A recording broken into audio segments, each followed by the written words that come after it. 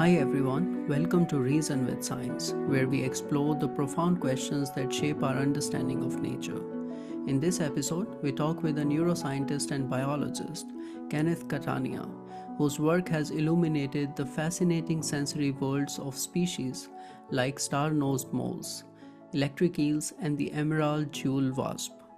Science is often thought of as a rigid methodical pursuit, but in reality, it thrives on creativity, intuition, and the ability to recognize patterns in chaos. In this episode, we'll dive into the grammar of science, the puzzle solving nature of discovery, and the ways in which attention, technology, and unexpected anomalies shape breakthroughs. From paradigm shifts to high voltage eels, we'll explore what it truly means to think like a scientist and why the entire scientific endeavor is important for humanity. With that, let's get started.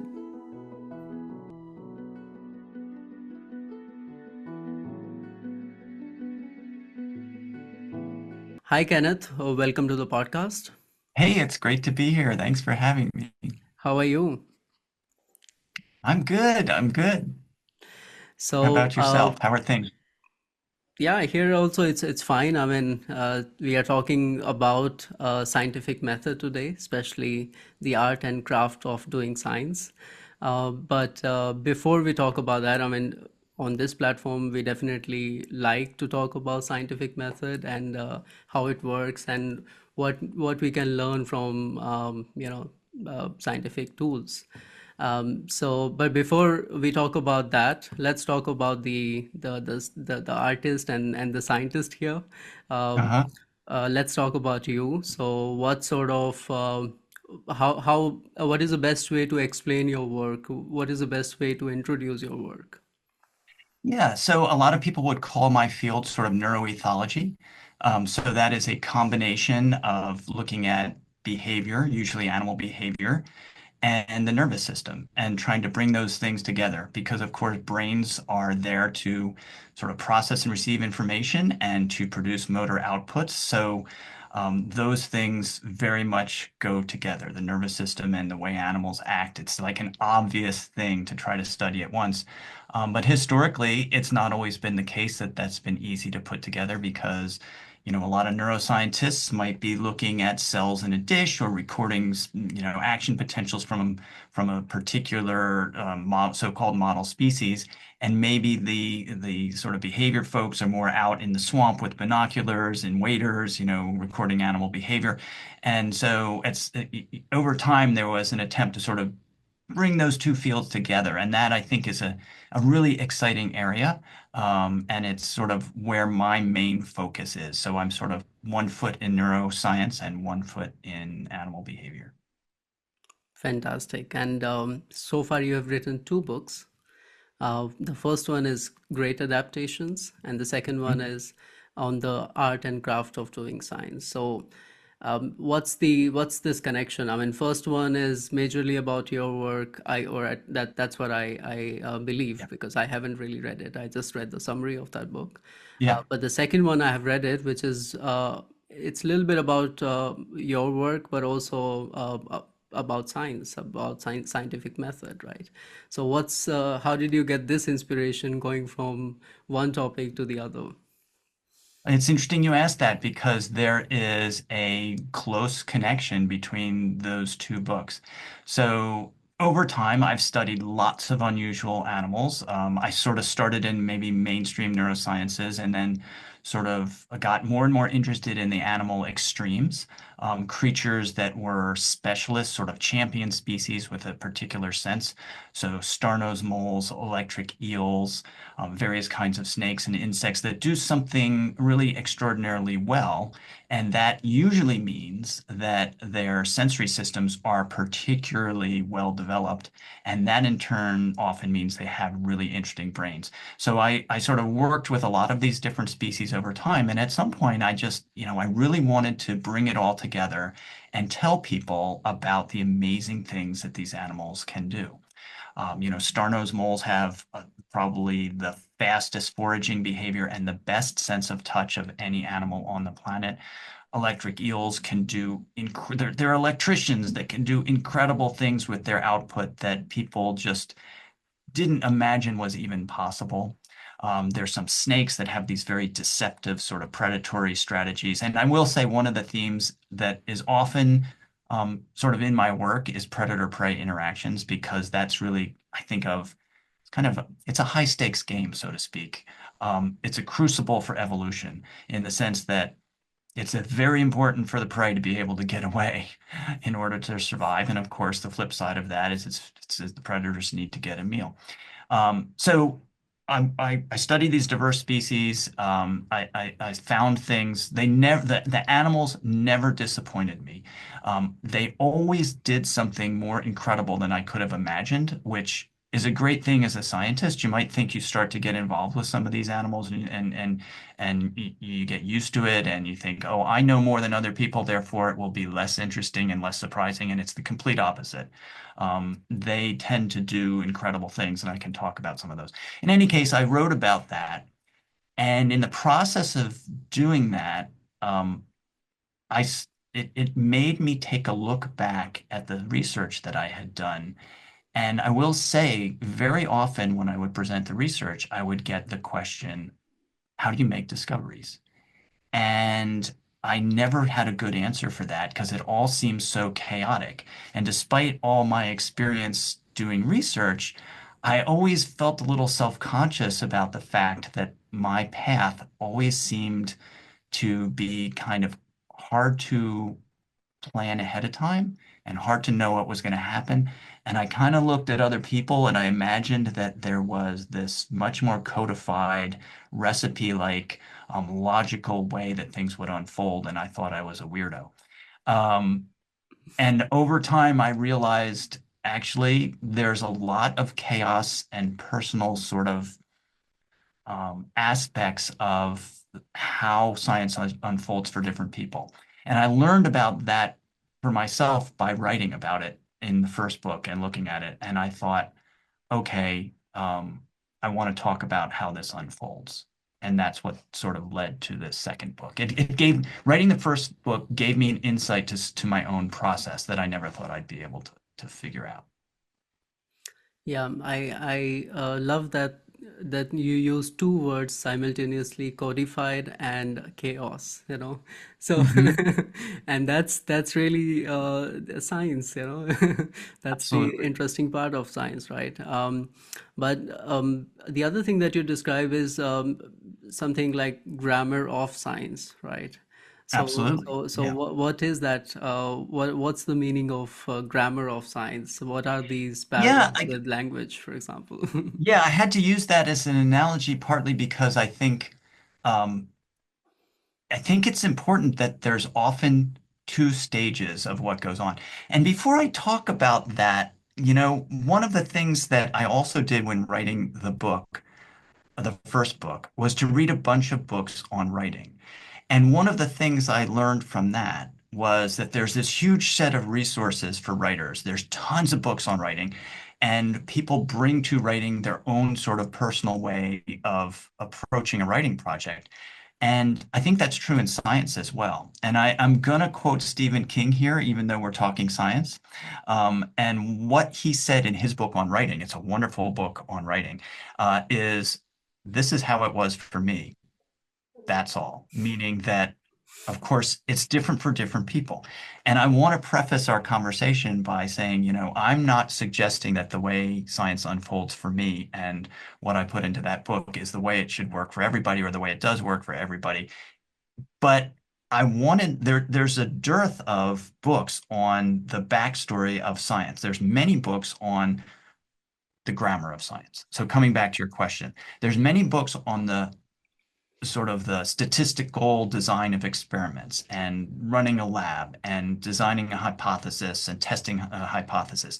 There's not many books on what I would call, and others have called, the first phase of science, which is where do you come up with ideas and what's the messy backstory? And one of the reasons that being missing is such a problem is that if you're approaching science for the first time, you're a beginner, you're sort of a new person in the field and you look at the published accounts of science, those are often the end product of having gone through sort of the more rule-governed testing phase of science after you've come up with the ideas and after you've fiddled around with experiments to sort of get things to a stage where now we can go to the grammar of science and say, I'm going to apply my statistics. I'm going to design a very carefully controlled experiment, like, testing the vaccines in a vaccine trial.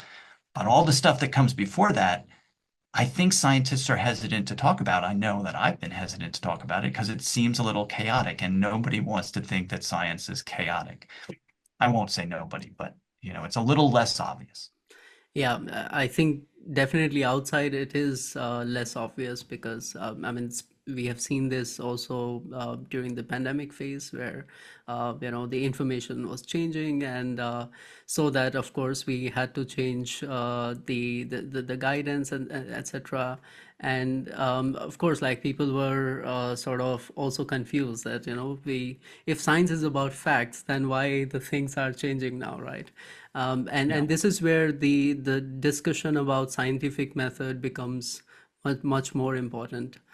But before we go to scientific method, there is another thing that you do. I mean, of course, you mentioned artists, but uh, there are other creative sort of journeys that we humans we take, right? Like musicians or painters or artists, etc. So you also draw a parallel, and you use this sort of term as like there is a creativity in science in this sense, right? So let's talk a little bit about that. Like, how do you see this kind of parallelism between different arts and science? Well, that's a big question. And that's one of the hardest ones to wrap your head around because it's sort of like, where do you get your ideas? Yeah, Um, what's the best way to approach a scientific problem? What's the best way to approach?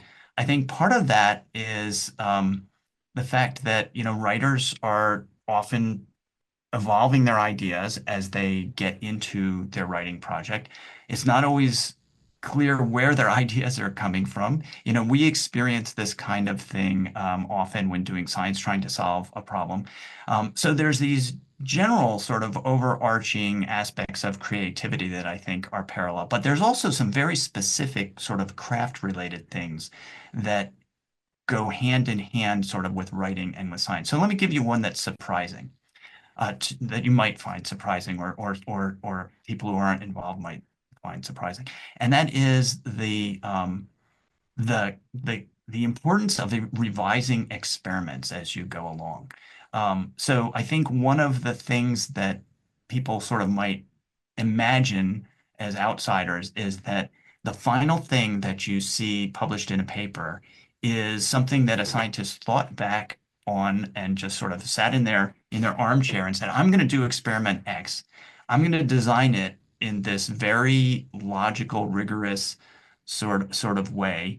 And I'm going to do it with all of the groups and parameters sort of carefully defined, and I'm going to do the experiment. I'm going to get my result, and I'm going to publish that. And what is often missing from that is a very long evolutionary history, and I do think evolution is the right word to use for that, where those experiments started out in perhaps a simple way, and then something was discovered, and it took a sort of a side turn, and then more was discovered, and then the experiment was refined, and from there it was refined more. And along the way, there were lots and lots of failures, which is sort of like going back to the evolution sort of analogy that, failures die out. Successes are reproduced. You reproduce your successes more and more. They evolve further and they branch into maybe multiple experiments. And then at some point, you start to get into back to the grammar of science where now things have developed enough where I can design the really elaborate experiment with all the controls and all the things that are going to test this really rigorously and sort of end up with something that is a very definitive result.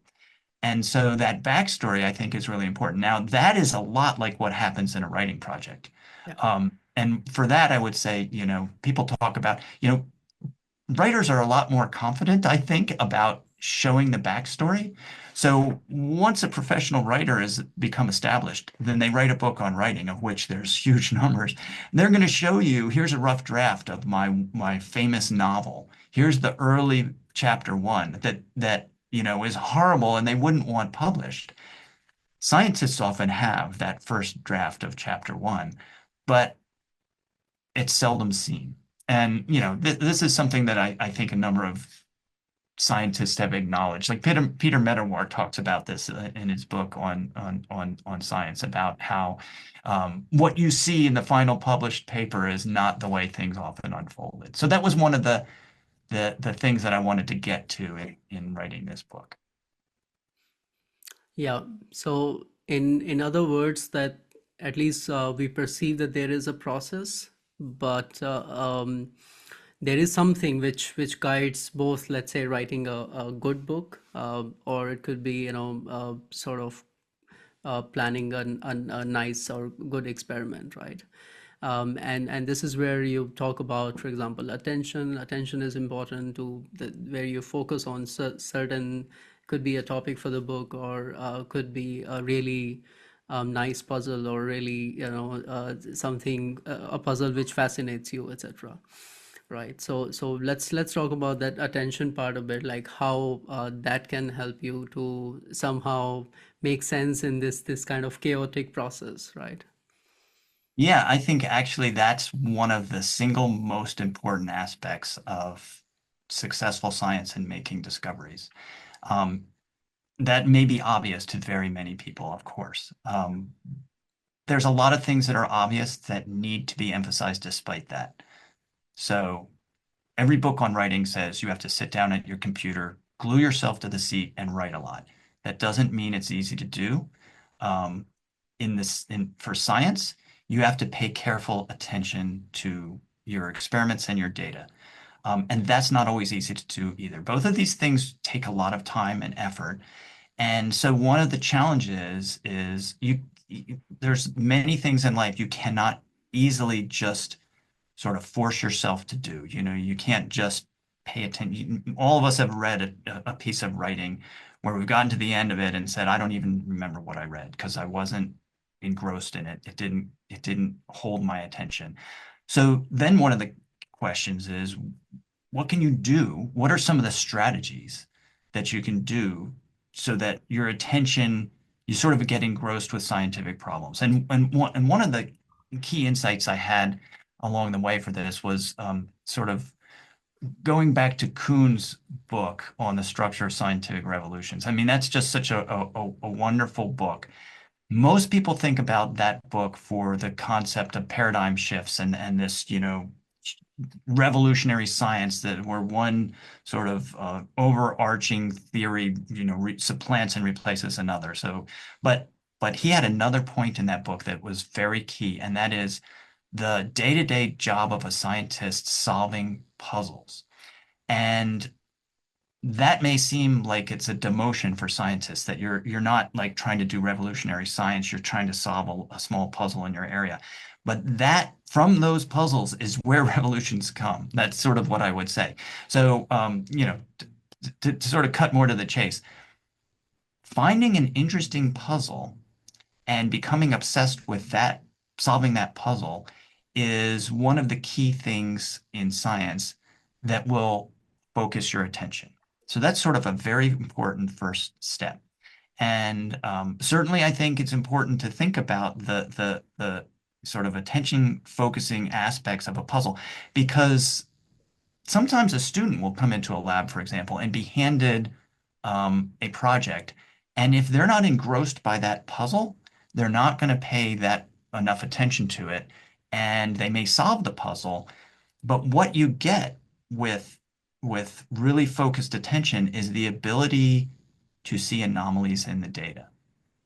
And that's one of the most fun and interesting parts, I think, of doing science, because when you discover that anomaly, that's the real sort of revolutionary part. And you can only discover it, in my opinion, by paying close attention.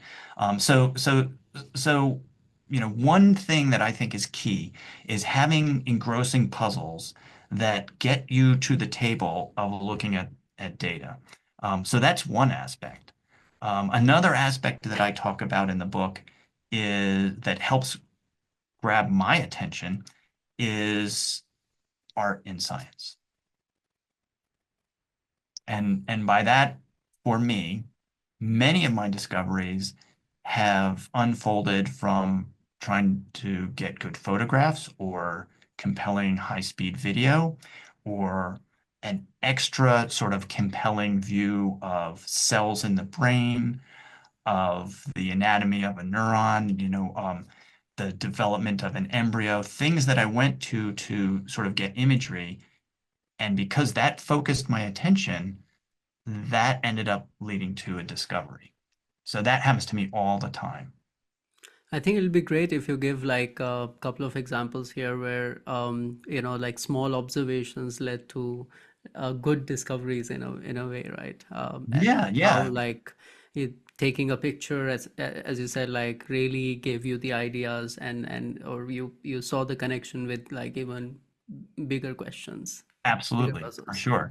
So, I mean, to give a very overarching example of that, some of the most interesting animals that I've studied are electric eels. I've got my plush electric eel over here behind me. And I was teaching about electric eels at Vanderbilt University, and I was constantly showing my class these old black and white photos from the 50s of people holding electric eels. I just felt like there was not really good photography, straight up good portraits of electric eels. And the next step is, oh, it'd be great to get some video of the predatory behavior because who doesn't want to see what happens when an electric eel attacks something? So I brought some electric eels to Vanderbilt just to do photography and maybe get a movie.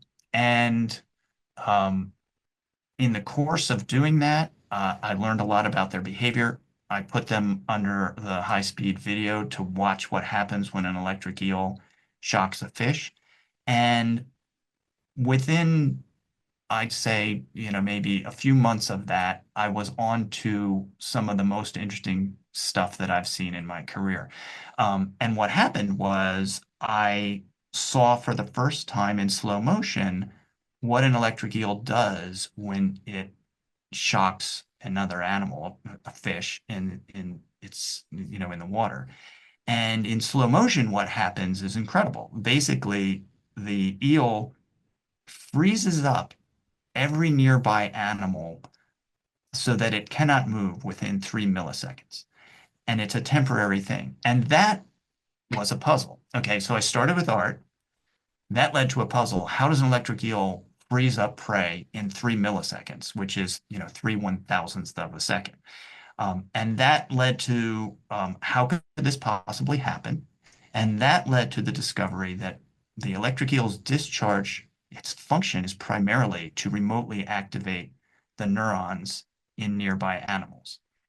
And that is in retrospect, it's somewhat obvious, but because people had described electric eels as stunning their prey, people kind of considered, oh, well, this has been answered. There's really nothing more to study.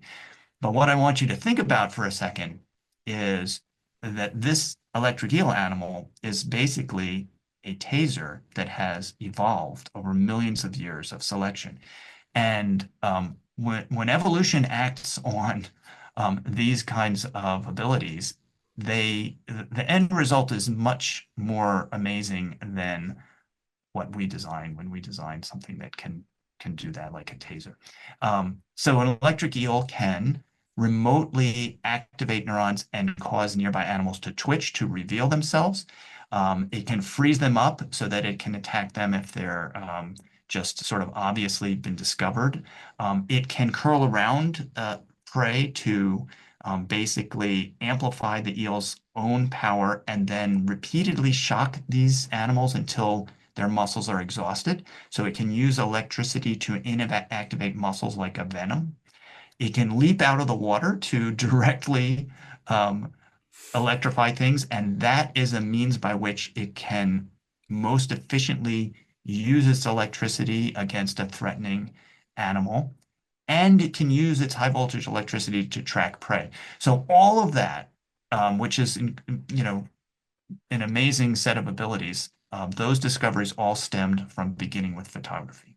And I never would have gotten into that if I wasn't interested in just the artistic side of those animals. Yeah, I think here I'll also ask you to describe because this one was also fascinating, and the pictures that you have in the book, if when and if people read it, it'll be like you can have that really sense of awe with some of the pictures, especially, I mean, even if it's about, a wasp or a fish, etc. But the mechanisms that you have described and the pictures that you have shown, they're really amazing that way. So the other example that I wanted also you to describe is this emerald jewel wasp. Yeah, yeah. That's Oh, that's that. also fascinating, and some of the pictures that you have, they are really great. Yeah, well, I'm glad you mentioned that because I think it's good to have fun in science, Yeah. not just there's a lot of great sort of teaching models that give students and the public a sort of view of some of the amazing things animals can do. And so, in related to that, I teach a Halloween lecture, um, and I teach about parasitoids because they basically there are millions of parasitoids. These are animals that will, generally insects, that will eat their hosts from the inside alive as a way of obtaining nutrients, and they are very specific to other species. And so that's why if anybody's noticed the face hugger on the wall behind me, as a way to sort of keep the students excited and interested about, what actually goes on with biology, I kind of kick things off with the movie Alien Mhm. and then compare the life cycle of the alien to what goes on with this emerald jewel wasp and what it does to cockroaches. So the emerald jewel wasp is the science behind it is amazing. Basically, this is an insect that has evolved to sting cockroaches precisely into the central nervous system. So it has the instinctive behavior to be able to attack a cockroach, grab it, and weave its stinger into the brain of the cockroach, sting it in the brain, and then that cockroach essentially is said to be zombified, and it will no longer resist, but it can still walk. And it can still do the sort of basic behaviors, but the parasitoid jewel wasp will then drag it to a hole, lay an egg on it, barricade it in the hole, sort of like this Edgar Allan Poe-esque kind of thing. And then that larva will develop on the outside of the cockroach, burrow into the cockroach, and then they eat the cockroach alive from the inside.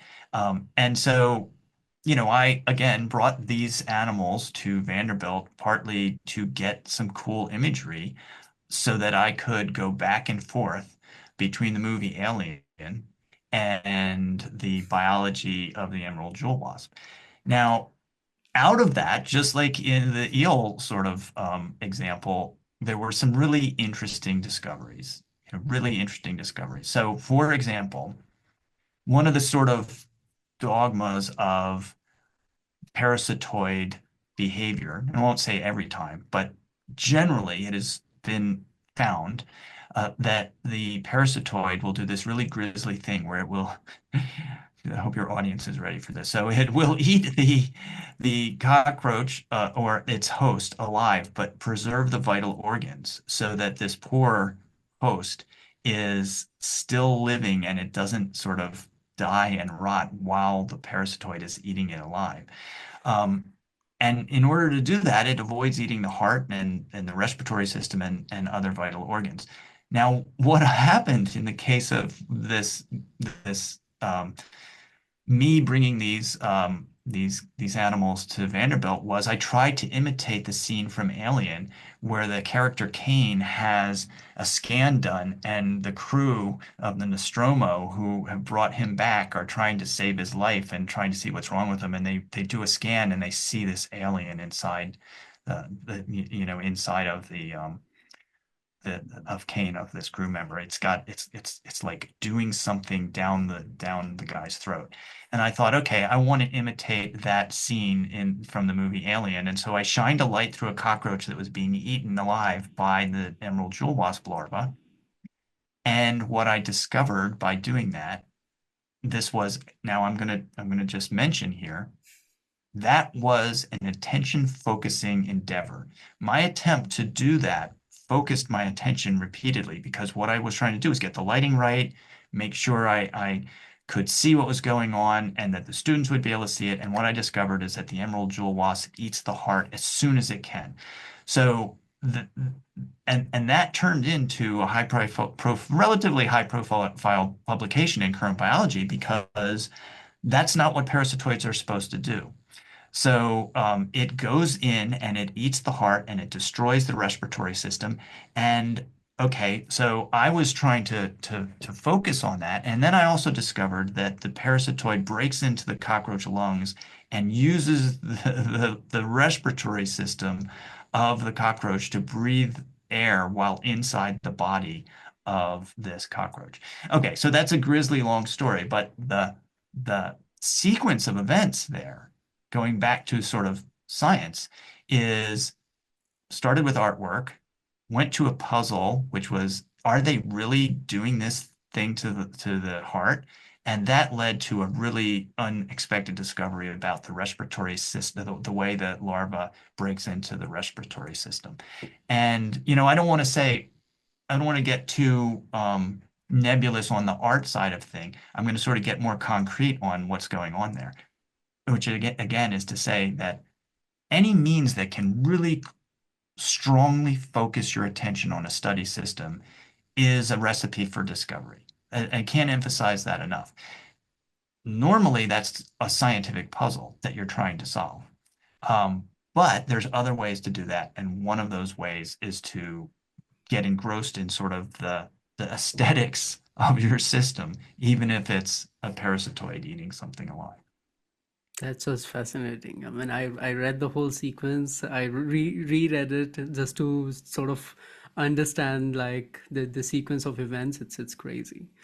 And but since now, I mean, you've already described two examples. Let's get into, how does like a typical scientific workflow would look like, if we want to plan an exper like let's say if we want to solve a puzzle, how we would go about it, right? Yeah, so that is one of the most interesting sort of questions that is different for different systems and maybe a little unique for some of the ways that I've looked at systems because I've often done the sort of Star Trek thing where I'm going where no one has gone before.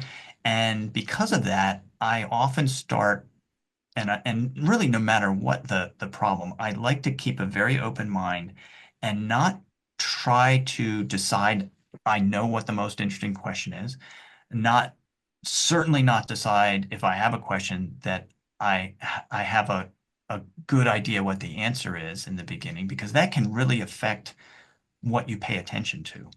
Um, so oftentimes, I will just start by observing the animal.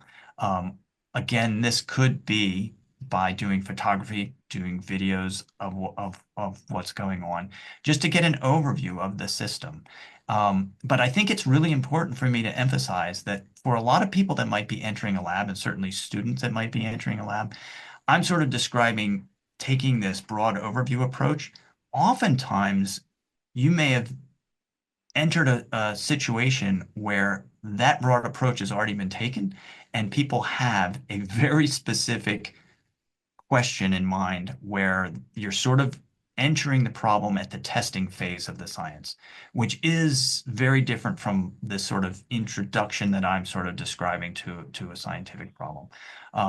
So for me, for example, I can give an example of something that's sort of a counter example to sort of the situation I'm describing. When I was an undergraduate, I got involved in research at the National Zoo studying star-nosed moles, which have this wacky star on their face, and people had wondered for a long time, um, what the heck is that thing for? And the research started with the hypothesis of because it has this radar shaped sort of composition of the nose, that maybe it's used for receiving electric fields. Um, and that really affected the sort of the track of the research to really focusing on just that aspect of it and not thinking, well, what about all the other things it might be? And so I point this out in the book as having spent a long time working on that particular hypothesis, because we went into it without having looked at data first. And I think the key thing, and I point this out in the book, is that hypotheses, the best hypotheses in my experience, spring from data. So oftentimes in in descriptions of science, it looks like people started with the hypothesis and tested that hypothesis one way or another, came to a conclusion and wrote that up. And what's often left out is that there's a backstory there where that hypothesis sprung from observations, which is what I will call data in a very general way. And I think that distinction is really important. That if you, and again, this is sort of my experience, if you depend too heavily on imagining what the outcome is without being close to your data, and this sort of aspect of paying attention in my mind is a sort of casual way of saying stay close to your data. Um, and I think that's sort of a key aspect of a lot of the things that I'm talking about. Yeah, I think the other way to sort of relate to this point, we can go like couple of centuries back and talk about Cajal and Oh, his yeah. experiments, right? Yeah. Because it's like showing the process over and over again to say that the scientists, the way they worked 150 years back, and the way the scientists are working now, there are like many parallels to draw in a way, right? Yeah. I mean, I love that example. It's one of the ones I use because it has all of the components that we've been sort of talking about. Yeah. Um, so Ramon y Cajal worked mostly in the late 1800s. And at that time, there was this major puzzle, this big question. Are neurons separate units or are they contiguous between one another so that information flows directly from one cell to the other?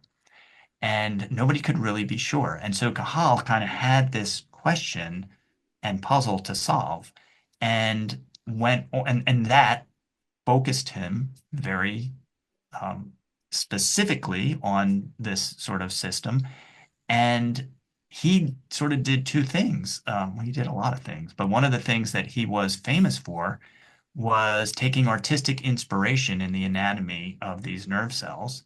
So he is an incredible artist, and he drew these nerve cells, but he was also an amazing scientist at the same time. And so he had these sort of two things come together, trying to understand what's the circuitry of the brain, what's the basic nature of the communication between neurons, but also documenting this in a beautiful way. And, that I think that was strategic accidentally for his own work in the sense that it compelled him to pay incredibly close attention to all these neurons that he was drawing in meticulous detail. But the flip side of that is by generating such beautiful renditions and very accurate renditions of neurons, when people looked at what he was doing, he had sort of an opponent who believed that neurons were all connected, Golgi, and he was able to sort of win the day in part because he was a great scientist. He collected a lot of data, but I think also in part because his data were beautiful and he was able to really demonstrate these neurons in such great detail, that eventually he was able to convince people of the fact that neurons are in fact separate units. Yeah. It's a fascinating story, that way that the there is, I think, everything in it, like what we have discussed. But then there are, of course, other facets to it. Um, and at the end, I mean, he did get a Nobel Prize for his work in 1906, right? And Absolutely. You got the Nobel Prize. Yep. yeah, the other thing that you mention in the book is that his drawings are still shown in the classes even today, you know. So it's the data was so robust that that it stands out even today. Absolutely. Absolutely. And so part of that was his artistic ability. Part of that was also his incredible dedication to the scientific problem. He just really was famous for his devotion to working out this problem and studying it constantly in many different species and many different times in development. So he's sort of one of my heroes as a scientist. Yeah. So if we try to put all of this together, I mean, the last century, there were two major books. I mean, there were other books as well, but two popular books.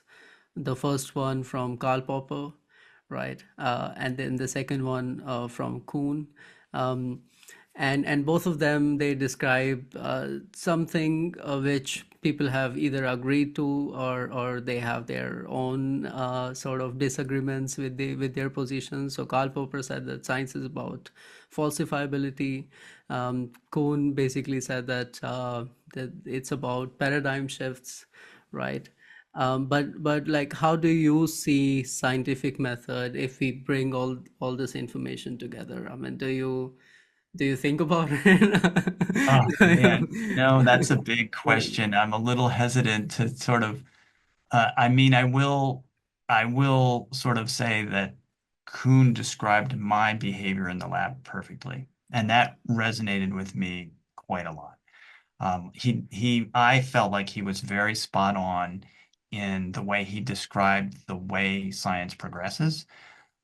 So, for example, starting with these puzzles that most scientists are working on, maybe there's maybe some scientists that are trying to, overturn the entire way we think about the universe, but most of the time, you're trying to find maybe that subatomic particle, you're trying to understand something about a neuron, you're trying to understand something about an animal. There's a particular puzzle there. And as you get further and further along, the experiments get further and further refined. And so he really points this out. And so, one of the parallels of focused attention is focused experiments. And, and one of the examples that I give related to that is the James Webb Space Telescope. So I use the analogy in the book about telescopes as experiments. I consider an experiment a way of magnifying a problem and focusing in on a particular part of it. And I think Kuhn sort of describes that as the progression of science to the point that he points out that, eventually it gets oppressive to anyone that's not in that field because it's so focused that a lot of scientists can't really even understand what's going on in another field or new students coming into look at a well-developed field that has become so focused on a particular problem with esoteric experiments that it's hard to get the big picture. So that definitely happens as a microcosm in my work where I start, as I sort of said, with trying to get this broad overview, but then the experiments and the questions evolve, and eventually I'm designing really esoteric, bizarre experiments, really complicated equipment. It's really fun, but it is, it follows that path very much. So do I see a lot of sort of going at science to refute something? I think that's an important aspect of it, absolutely. We want self-correction and or correction from the outside. I self-correction in the idea that science hopefully is self-correcting eventually. Um, but for my experience, most of it is going after the puzzles that you think are exciting, and those are the things that lead to unexpected discoveries and real revelations in the system that you're looking at. Yeah, and the other view is science is about the facts. What's your sort of view in this kind of position or this kind of understanding? Yeah, I mean, that's a deep question. I would say for sure it's about the facts, and then you start to say, well, what is, how do you know something is Yeah. proved? One of the things that, and I will go back to my analogy with writers at this point. Why do writers, why do, if we're in science, we have to write, and writers also, obviously, that's their main goal. So we have both challenges, and writers are primarily writing. And when you write, you revise. And what are you revising for? You're revising, at least in part, large part, for clarity. And that, I think, is a key aspect of experimental design. I think designing experiments that can be as clear as possible gets back to your question about facts.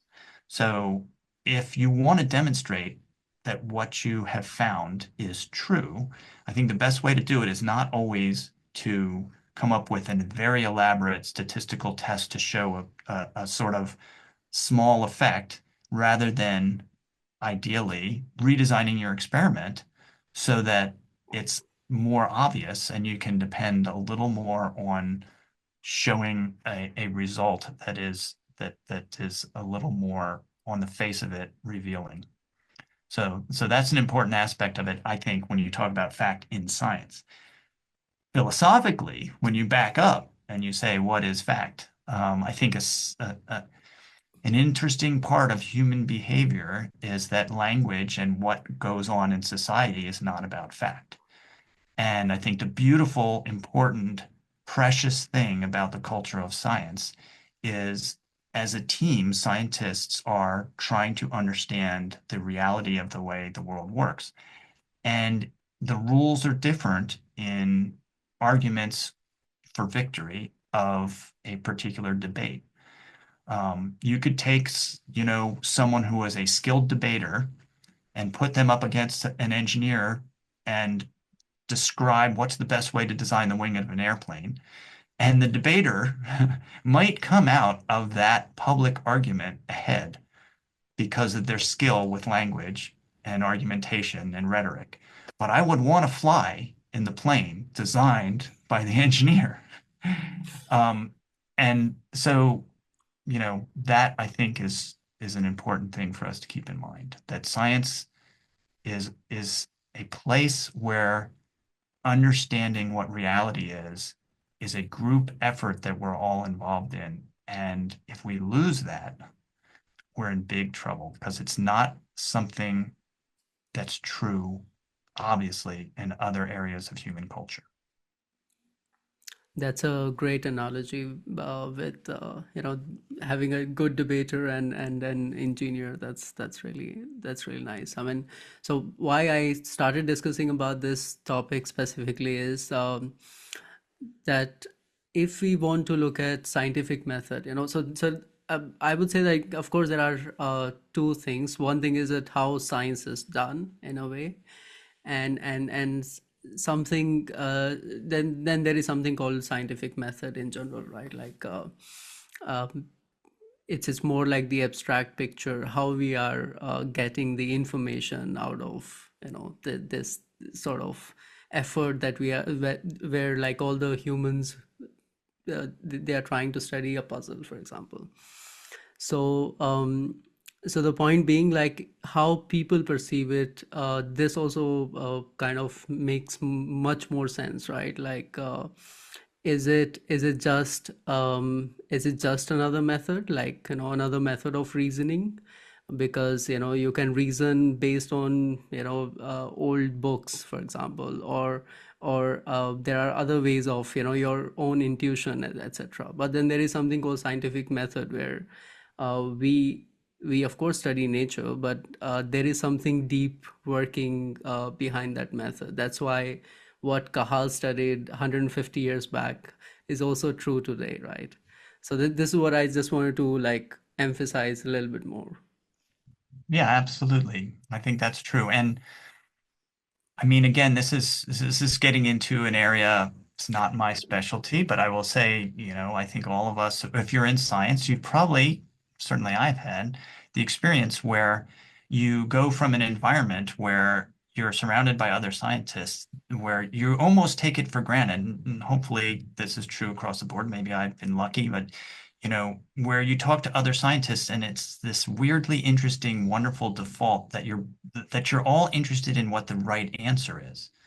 That you're and then you step out of that environment, maybe in a family situation or friends where it's a social environment and the environment is um there people want to hold on to their ideas and be right, and you at some point you might recognize, oh, I'm in a different game here. The game here is not us coming together to find the right answer. The game is to sort of to win a debate about something, and that, in my experience, is an interesting thing to keep in mind, and goes back to sort of one of the reasons I think science is such a precious, important thing to preserve, because I don't know what will happen to human culture if we lose the place where we're all working together to understand the way the world works. It's not a perfect system, but it's the best one there is, where what we would call the social contingencies, the results of what, happen in your life, you're rewarded for trying to find the right answers, and you're punished for trying to find the ones that are wrong for self-gain. And in the other aspects of human culture, that's not always what the contingencies are. So this is the one that's very important to preserve. And it's how we got to where we are. It's why we have the ability to do this Zoom Yeah, meeting. yeah, It wasn't because somebody argued about, the way electricity works. It's because people figured it out. yeah, Um, and that's something that is all around us constantly. So when people say they don't believe in science, they don't support science, there's no one anymore, and there's very few people, certainly in our modern societies, that don't have a piece of science in their pocket, yeah, that aren't using it every hour to hour. You can debate about vaccines, but usually you think your cell phone's going to work. yeah, yeah. But also, I mean, like, so the difference that you mentioned between a sort of a scientific bubble and could be, anything or anywhere outside that bubble, right? With society, with family, etc., right? So even in that case, ideally there shouldn't be any sort of difference, you know. So the understanding of scientific method should be sort of a default. You know, it's not. I mean, I'm not saying like everyone should become a scientist, but like we can appreciate the science if we kind of understand how the science works, right? For example, it's the same with other arts, with music, with writing. You may not know the exact process, you know, even like all the details of how a good book is written, but you enjoy a good writing or a good written book. In the same way, I think it can be, we can look at scientific progress where again you may not get the, or like the people may not get the whole sort of idea how the experiment was done, but if it was done by thousands of scientists and they sort of converged on one solution, that means this is the data, you know, this is the information. So Yeah, that's also like a point to really just emphasize, right? absolutely.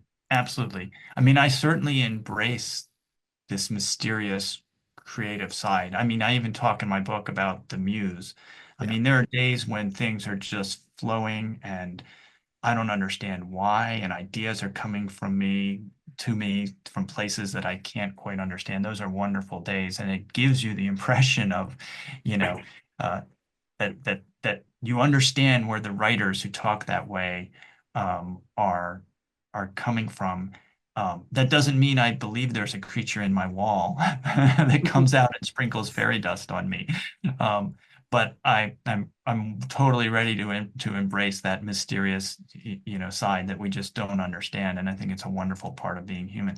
But at the same time, I think everybody is a scientist many of the times, and they just don't appreciate it. I mean, anyone who has to work on an electrical outlet in their house and figure out which switch is the one that turns off the electricity is suddenly being a scientist. It doesn't matter if Uncle Bob said that it's switch 27. You're going to go up there, and if switch 27 doesn't turn off the power, you're gonna test that out before you play with a screwdriver in there. And it doesn't matter what's written down in some ancient text on your fuse box, because those things change over time. So you're not going to look at what was written down. You're not going to look at what someone said. When it comes to getting shocked, you're going to do the experiment of flipping those switches. Yeah. That's basically science. I mean, you're doing experiments to learn the truth about the way something is connected. Same happens if you repair your car. Everybody is a scientist many times in their life. It's some people have just called it organized common sense, and we Yeah. need. Yeah. I mean, I was planning another blog, which was so I was thinking to write something about roads not taken, which essentially meant to aim at the experiments which were sort of left, like because you follow the data and then you know that okay, these are the experiments that you're going to follow, right? So I was sort of thinking about that, and then which was in a sense like something like an evolutionary tree, the way the experiments evolve. Of course, there are many other directions, but generally we decide to take certain directions, which this is where your data leads you, right? Um, and then I read another analogy in the book, which was science as an evolutionary tree. So that was also fascinating, right? Like there are like so many, of course, directions and branches, and we sort of, it's like sculpting the whole puzzle, and this is how we reach at final sort of answer, right? Yeah, I agree with that completely. Um, and I think one of the things I try to emphasize in the book is that the front-facing part of science is the end of that evolutionary tree. Yeah, It's like the clinical trial yeah, in a vaccine research paradigm. But and I think that's a great example. Katalin Kariko is one of my heroes, and her story of how she pioneered the mRNA vaccines along with Drew Weissman is just incredible. And I think that is sort of, you can represent that as an evolutionary tree with a lot of failures along the way, obviously. So a lot of things that didn't work, which base pairs to replace, and then what lipid coat, envelopes work, and all of these things. Um, and at the end, you get the clinical trial. But the backstory of the evolution of that is the way science really works. And it's such an important part of it. and for the people who want to do science, you talk about two other aspects which are really really nice. So the first Mhm. thing is the failure part, right? So, of course, there is semantics always when it comes to describing, these features, how we basically use language to describe this, right? But beyond that, there is something sort of again your understanding of the phenomena. So what is failure in science? It's such an interesting topic, and it was kind of interesting for me to look back on. So one of the components of that is that there's a huge amount of failure in science. There's a huge amount of failure in my career in science. Um, and because their failure is pervasive in science, one of the points I really try to make is that you want to aim to make those failures as small as possible. And one of the other points that I make is you can make a failure huge. Like there's no upper bound to how big a failure you could have. You could spend your entire life working on a problem that never could be solved, convinced that you have the answer. And so that would sort of be an epic failure if you were going down the wrong. So how do the balance between those things is really important, and hard to know exactly how to handle failure in science. So one of the things that I point out is I think training in definitive experiments at some point is really important because when the answers are clear, you know when you're wrong. And if you know when you're wrong, you'll get experience understanding how common failure is. So I think that's an important aspect of it. And another thing that's sort of, I think, reassuring or comforting, in at least the failures in my career, is that once you accept that failure is common and you work at minimizing the effect on your sort of research flow, they become very forgettable. So I use the analogy of if you were putting together a jigsaw puzzle and you worked at it for a couple days and it was done, that's a success. But you could argue it was just full of failure because every time you tried to put in a piece that didn't fit, you failed. And yet none of us would really think of that as a failure. That's just part of putting a jigsaw puzzle together. It wouldn't even cross your mind to think of failing in that way. And that's kind of where you want to shoot to be in science, where your failures, they're going to happen. You're going to try various things. A lot of them aren't going to work. And you want to get to a point where you're trying to fit these pieces into a puzzle. And when they don't fit, that's okay. And you move on and you don't worry about it.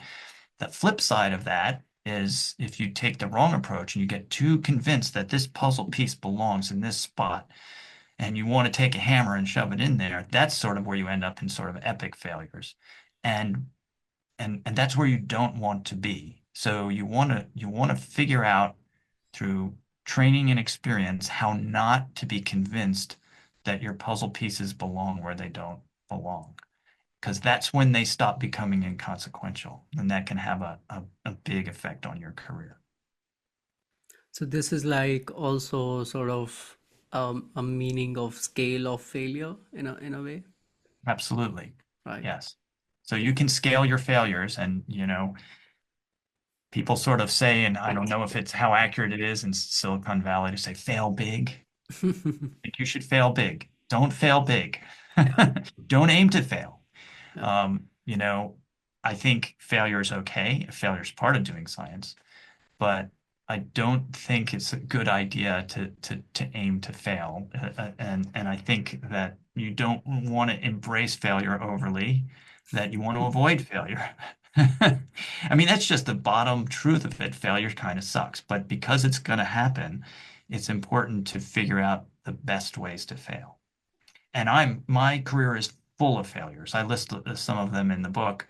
Um, Not long ago, I gave a talk where I was sort of describing failures, and I put up a list of the number of studies that I'd done that went nowhere, and it was way longer than the list of studies, probably 5 to 10 times longer than the list of studies that I had done that had worked. But they were small failures, and so I don't worry about them. Yeah. There is another failure which you describe as something like pathological science, right? Yeah. That's a big time failure. Let's also talk about Yeah. that. Well, I think getting convinced that you know the answer is one of the big pitfalls. And I'm not the first person to describe this. So, sort of many scientists, including myself, have gone through this experience where you spend too long trying to show that a hypothesis is true, only ultimately to find out years later sometimes, in fact, for me over a year, that it's not true. Um, and that's a very good learning experience, I'll say. But I think one of the ways that ends up happening is you can end up convinced that you know the answer to something. And that's a real problem. That's a real problem in science. I mean, at personal level, it's a problem, but this is also one of the reason why scientific method works, right? Yeah. That the you may have some predispositions, and you may sort of think in certain way. You can have certain also biases, or maybe uh, but you'll end up proving yourself wrong, right? Yes. Through the And if you experimental don't, data. someone else is Will likely to do come along and prove you wrong. exactly. And, that's no doubt more painful. Yeah. So, But let's talk about also, like, if we can kind of relate scientists to more of the other artists, and talk about why scientists, they also do not fit in a box, right? It's not like we can when we talk about scientists, that they, all of them, they are same. They still have this nuanced differences, right? yeah, yeah, for sure. I mean, that's one of the reasons I go back to um, my comparison with writers. And one of the whole reasons that I wrote this book on the art and craft of doing science is actually I have a whole stack. Like this is just a tiny stack of my books on writing here, like that I Hmm. can pick up. I've got like Wow. several stacks like this, right? Hmm. And the thing about them is the reason that there's so many is there's so many different approaches to a writing project, and it's just so much fun if you're trying to go and get into an important writing project, like say writing a book, to get all these diverse perspectives on how to approach it. That's one of the wonderful things about this. And I realized that there's not enough of those perspectives in my mind on doing science. And so that's something to emphasize, that I'm not suggesting that the stories that I've told apply to everybody. And I'm not suggesting the way that science has unfolded for me should be the way that other people approach it. But I think having at least this example of one scientist sort of path allows you to sort of pick and choose a little more based on the way each scientist is an individual and each scientific path is different. And ideally, more people would sort of give the backstory. That's not just the frontward facing part of the publication, but how did you get to where you were? And one of the things that I point out in the book that I think is a shame is there's not much encouragement in publications to talk about where you get your ideas. And I've actually tried to do that in some recent publications, sort of give the backstory of where did this idea for the study that I'm sort of giving you come from. And I've been told, "Hey, the introduction is too long, it's a little too casual, cut that down, take it out." Literally, I mean, this just happened to me. In fact, in the jewel wasp paper, where I tried to give a little more Hmm. backstory. Um, and maybe that's okay. Scientific papers have a certain style, and they should have a certain conciseness and a certain repeatability. But somewhere it'd be nice to for the sort of diversity of ways of arriving at problems to be put out there a little more obviously for other scientists, I think. I think that would be really interesting. Maybe the papers are not where it's appropriate, but that's one of the reasons I wrote the book. Yeah, I think it's also like the frequency of the publications nowadays, right? If or the volume in general, if it has increased that much, then to I mean, in the electronic version, it should be fine, but I'm not sure. But it's certainly the practices that we have adopted. It's not like that we can't change it or something, right? Mhm. So, what do you think about success in science then? Oh, that's a deep question. That's a deep question. That's sort of like the question of success anywhere. Yeah. Uh, there's external measures of success. There's your own idea of success. Um, s- yeah, that's a hard one. I have a chapter on that in the book, and one of the things I describe in there is sort of my own path of going from sort of I think it's natural when you're early in your career to just sort of try to build to be as big as you can and get as much grant money as you can and so forth, because those are so much emphasized for tenure and for success. Um, but for my own case, I and people joke about this for scientists all the time. Did you go into it to be primarily managing, or did you go into it to be able to do hands-on science, or a mixture of that kind of thing? How much teaching do you want to do? All of these things sort of result in different, ways of thinking about your career and where you might end up and how you're gonna, manage the balance between all these different aspects of being a scientist. So I think it's very hard I don't think there's any one definition of success by any means. I'll give you an example of some of the challenges for me. I when things started leaning towards I wasn't going to be able to do science myself anymore, I sort of scaled back a little more, Mhm. uh, and went for smaller grants where I could do more sort of exploratory research of the kinds that I love.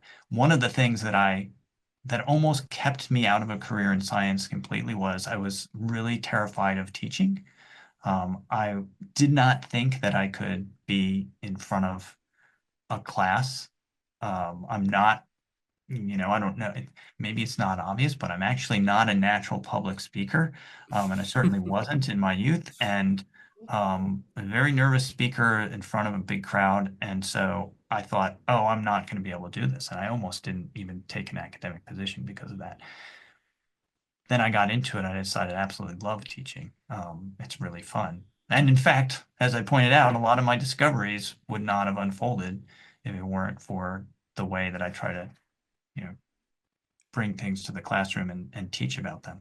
Um, so, I'm sort of rambling a bit here, except to say that there's lots of different ways of sort of filling in the pieces of a pie that make for a successful career in science. And one of the things that I always sort of recommend is the same sort of thing that I'm sort of describing about with approaches to science and oh, well, for writers have all this approaches to writing a book. There's different approaches to how you might do experiments. I think you want to think that way about careers in science as well and realize there's not just one path and you may have different strengths or weaknesses than other people. And so always keep an open mind and potentially try out different things. Certainly the book writing side was an adventure for me that was sort of a branch out of things. And that was hard but enjoyable. Yeah. And what do you teach? I teach a class called Neurobiology of Behavior, and I'm very fortunate to be able to teach about the things that I love, which is sort of, it's right in the sort of mainstream of neuroethology. So animal sensory systems, nervous systems, brain evolution, all the way from insects to humans, and what are some of the especially predator-prey interactions? What are some of the most interesting kind of clinical aspects of human brain injury and sort of interfacing prosthetics with the human nervous system, but also, of course, electric eels, star-nosed moles. These are sort of introductory pathways to understanding sensory systems in general. Looking at what are some of the most developed sensory systems and what does this tell us about sort of generalities? Yeah. So when we talk about the success in science, I definitely sort of, because there are always this at least two facets to it. One is like your personal sort of, discovery, how much, you invest into research, etc. The second part is the mentorship part, right? And then I kind of also I try to at least stress a little bit more on mentorship part, because that's also, it's of course it's a noble course that way, right? That you are not really it's not only like one aspect that you're focusing on. It's also, you're mentoring others, you're also showing stuff to other people, etc. So what's your take on mentorship in science? Or Yeah, so I think, that is something that's really important for sort of obviously the next generation of scientists and for passing things on. There's a lot of different strategies for mentorship in science. Historically in my lab, one of the things that I've sort of done is sort of try to balance whether you give somebody a project that is, oh, this is from the lab, then this is something that we're going to sort of slot you into, to do you want to come up with your own sort of idea for something that you might do in the laboratory? So one of the things that historically we did in the lab was, you know, we're going to look at naked mole rats, or we're going to look at crocodilians. So we had a lot of fun bringing, new species to explore sort of along the lines of the way that I've done my own research. And I think that you have to be sure to know sort of what's the comfort zone for the person coming into the lab. Do they feel like they want to take sort of that open-ended approach to a problem, or do they need to sort of have a little more structure in their lives, where it's better to put them sort of into something that's a little ongoing, so to speak. One of the things that we always did in the lab was to have everybody in the lab involved in other people's projects. And that gave people, I think there were a lot of strengths to that because it gives people the ability to sort of learn about someone else's project, a different area. And I got that strategy from my own postdoctoral mentor, John Koss here at Vanderbilt University, where everybody was collaborating. I won't say everybody in a very big lab, but every project was a collaboratory project. And so the strength of some of that is that you end up with there's a strategic side to it, I will say, because everybody ends up with publications that are related to all those things, very deservedly so, for being involved in those different projects. And one person was typically the leader on those things. And we sort of adopted that in my lab when I started my lab out. And so the other aspect is to sort of, getting down to the nuts and bolts is to publish as you go. I think that's really an important key, certain when you get down to graduate school sort of aspects of this is I never liked and this goes back to my graduate advisor, Glenn Northcutt. I have wonderful advisors from graduate school, postdoctoral um, studies as well. And, the idea that you wait till the end of your graduate work and then you figure out how to publish that stuff later, I think is sort of doubling almost the challenge of trying to go. So publishing as you go is something that was emphasized to me, and that I've tried to emphasize when I had students in the laboratory. Um, those things are I think sort of very practical aspects of mentorship. Yeah, let me ask you a little bit broader question. So, in general, I mean, it might be about, mentoring other people, or giving a message in general to anyone in the society. So, how do we sort of be curious about a puzzle, or, like, how do we sort of cultivate this kind of curiosity?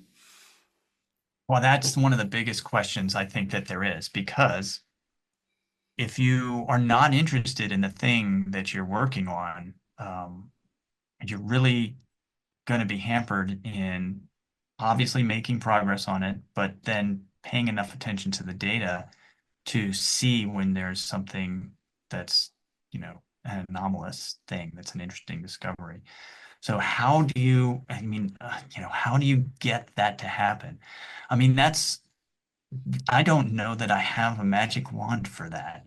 I think giving people freedom, ideally, is one sort of component of that, if you can do that. But there are so many constraints in our world, with if you're funded to do a particular project, it's difficult to say, well, do you want to study X when really our lab is funded to do Y? Um, I mean, I could tell my own story Yeah. related to that is, when I was in graduate school, Um, I thought I wanted to study the electric sense in fish and amphibians, which is kind of related to electric eels, but this was different nuances of that. Um, but when I got involved in that, I just wasn't excited about it. And I was sort of ready to drop out of graduate school, really genuinely, not just sort of. I was lonely and, sort of not able to get traction. And because I had moved to the other side of the country and I was sort of far away from my family. And, eventually I convinced my advisor to let me work on star-nosed moles. And so that was, you know, and he was wonderful. Glenn Northcutt basically supported me to do that. But there was kind of an agreement there. He used the term I would ride two horses. And so in my case, I kept doing the mainstream part of the lab sort of main focus and did the star-nosed mole stuff on the side. And so I do think that's, one way to allow people to explore things when there's the practicality problem of how do you basically achieve, what might be someone's more sort of risky idea versus the kind of thing that is more likely to succeed. Well, you can try to do both, and that just means you got to work harder, really, Yeah. is what that means. And there's nothing wrong with that. So you think that the working harder is like is important to learn something new, etc. Or Absolutely, but this is one of those things in life and science that, it's a total cliche, it just happens to be true, that if you're really doing something that you are excited about, it's not hard to do that work. And that, I mean, this is the challenge in life, yeah, finding out the things that you're passionate about, finding out the things that, really keep you motivated, finding out the things that you're going to pay attention to so that you see what you need to see if it's science. Those are some of the biggest challenges that there are. So is working hard in science? I mean, I think it's an absolute necessity to work very hard because really you're working for yourself. That's one of the things that a lot of people might not understand in the beginning. You're working mostly for your own career, ultimately, hopefully. I mean, I don't want to, be too glossy about it. You might end up in a situation where you're really being taken advantage of. But a lot of the time, you're working towards gaining the freedom to be able to do more and more and have more and more flexibility. And that, I think science is very, very fun, but I don't want to minimize the amount of work that goes into it. And the secret is to find something that you're passionate enough so that you love doing it, and then it's not actually work. yeah. And that's one of the oldest stories. Well, this is what I also communicate on the podcast that scientists are not like some sort of aliens or something. There is just the scientists are humans that they go over this rigorous training to sort of learn and analyze the data to sort of plan the experiments, etc. And then it's just about sort of learning this thing, right? I mean, it's this is how you sort of become a scientist, um, and um, and yeah, that's pretty much it, right? Yeah, Yeah. yeah. So with that, thank you so much for accepting the invitation. This was great. I can't recommend enough for people to read the book. It's fantastic. The images, as I said, like they are really good. And maybe you can also tell us a little bit more about how people can read more about your work. Well, thanks so much. I really appreciate that. Well, I've got the two books. I've got Great Adaptations, and I've got this most recent one on the art and craft. And I guess one of the things that's in there that I hope people may find as fun is Yeah, I've created a bunch of movies yeah, that link to specific parts of the book. So there's QR codes in the book that you can scan, and I'm on screen in this sort of studio setting, describing much more detail, and giving you some sort of imagery that goes with some of the books. And you can watch that even without the book if you like to sort of get some of the background for some of the things that we talked about today. I've also, a lot of my papers, I try to make them open access these days. So hopefully they're accessible to people. And if you want to drill down into some of these topics, all of that is out there. Yeah. Thank you so much. Oh, you're very welcome. This was really fun. I really enjoyed it.